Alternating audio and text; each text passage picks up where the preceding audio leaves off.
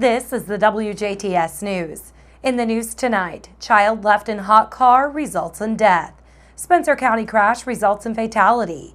Huntingburg's next step in housing projects continues. Kurt Guxa will be in with sports, and our WJTS Informed segment continues. All to come on WJTS TV News.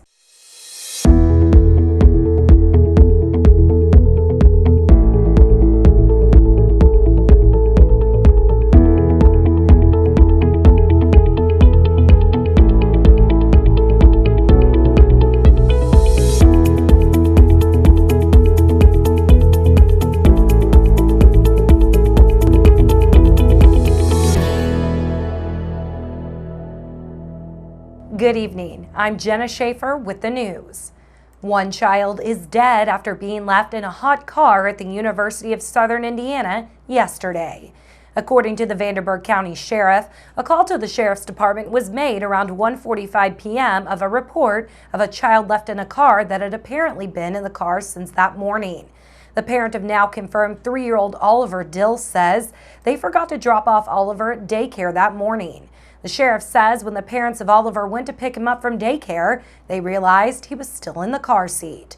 Vanderburgh County Sheriff Major Jason Ashworth says that with the 90-degree weather that the area experienced yesterday, it most likely made the inside of the car over 100 degrees.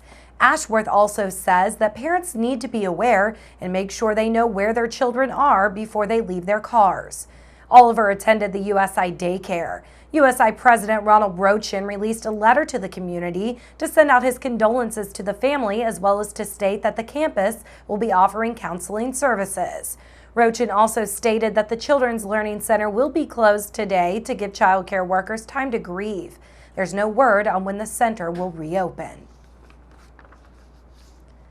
The person killed over the weekend in a Spencer County car crash is identified.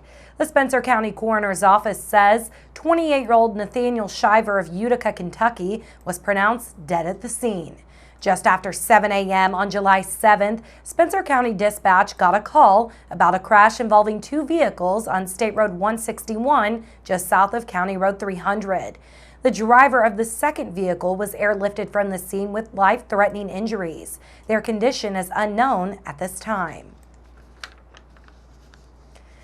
Huntingburg's next major housing project is officially underway. A new chapter for the Huntingburg community began today at the former Wagon Works property on Washington Street. Officials from the Paragus Group, TriCap, and the city gathered together for a groundbreaking ceremony for the Wagon Works apartment complex.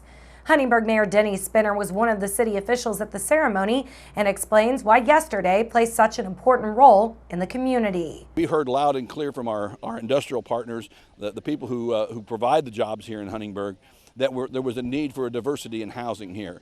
The Hunters Crossing project met the need for those single families that are moving into independent housing, but there was a great need from all the studies that we had, working with Du Bois Strong, of apartments in affordable levels, and this project will meet that. The site was originally an industrial site for OFS. Mayor Spinner says affordable housing is just what the community needs, and it will be the first of its kind in Du Bois County. We have 56 apartments coming.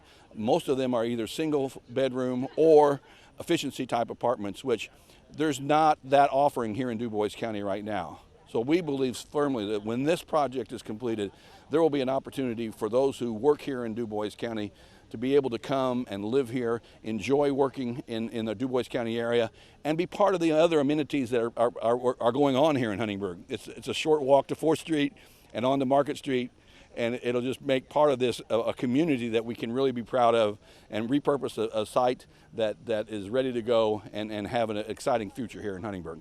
The project will include a total of 56 apartments. 28 of these will be studio, 24 one-bedroom, 4 two-bedroom, and a community room. The project is estimated to be completed by the end of next year.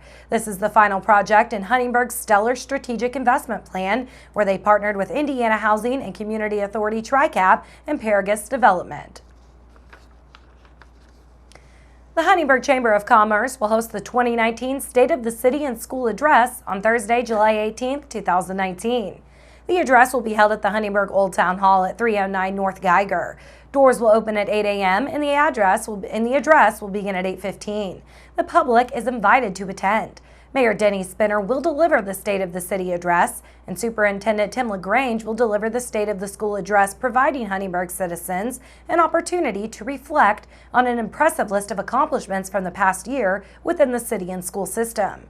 It will also provide the opportunity to learn about the goals and projects Huntingburg and Southwest School District will strive towards in 2020.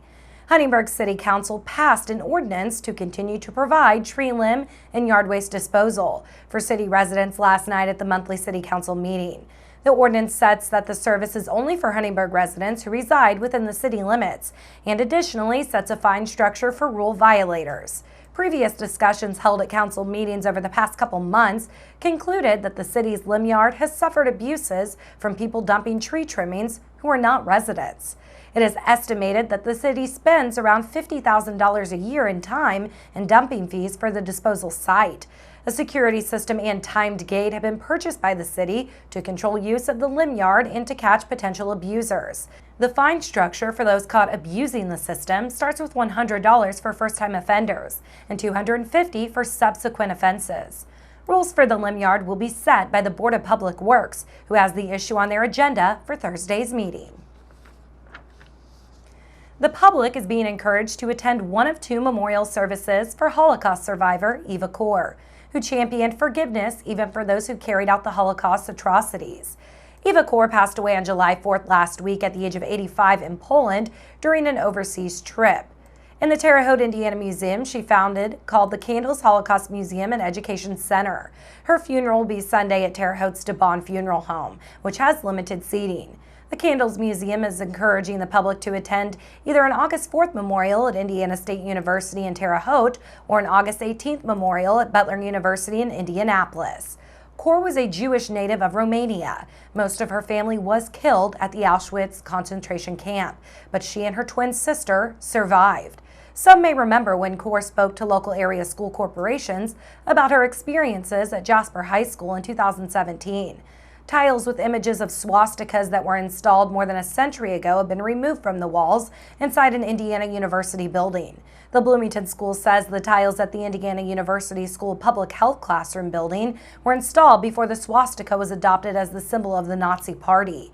They're among tiles that include symbols from different cultures. Reports say an explanation of the symbol's history was posted near the tiles for many years, but some still found the tiles offensive. The school says the swastika tiles will be sanded to remove the symbol and remounted. The tiles were installed during the construction of the original IU Men's Gymnasium in 1917. It's now part of the IU School of Public Health classroom building. Stay tuned. Weather, sports, and WJTS Inform are coming up next on 18 WJTS. Local people watching local people.